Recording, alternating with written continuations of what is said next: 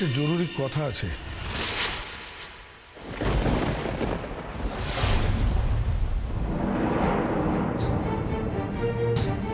মানে সাধু, আমার একটা জরুরি কাজ আছে আর আমি চাই যে তোমরা সকলে ওখানে থাকো।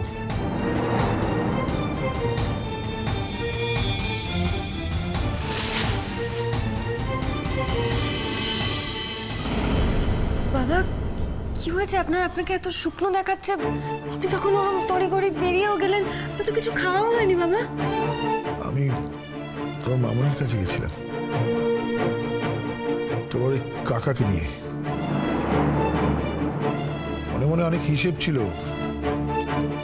আমার ইচ্ছে ছিল যে তোমার কাকা গিয়ে তোমার মামনির পা ছুঁয়ে ক্ষমা চাক। এবং আমি নিজে বড় গলা করে মামনিকে জানিয়ে এলাম যে যারা যারা ওর বিরুদ্ধে অন্যায় করেছিল বা এই কলঙ্ক এনেছিল তাদের আমি শাস্তি দিয়েছি। তাতে তোমার মামনি আমার দিকে তাকিয়ে বলল যে আমার হাতে তো অনেক অনেক ক্ষমতা, যাকে ইচ্ছে তাকে আমি শাস্তি শোনাতেই পারি। তবে যারা আমার থেকে দুর্বল তারা আমাকে কি করে শাস্তি দেবে? সেই মুহূর্তেই আমি ঠিক করে নিলাম যে আমি নিজে আমার শাস্তি বাছাই করে নেব। বাবা? হ্যাঁ মা লক্ষ্মী। শেষটা আমি তোমাকে বলেছিলাম এই বাড়ি ছেড়ে চলে যেতে, সেটা আমার অন্যায় ছিল। আমি নিজের ইচ্ছে তোমার সাথে সম্পর্ক এবং বিয়ে করেছিলাম।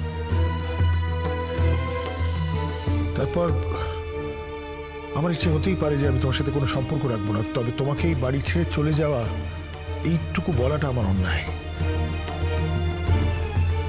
যদি কাউকে যেতেই হয় আমি নিজে যাব।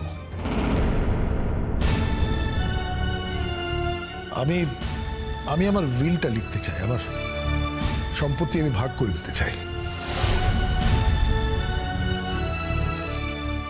আর তুমি তো জানোই কাজে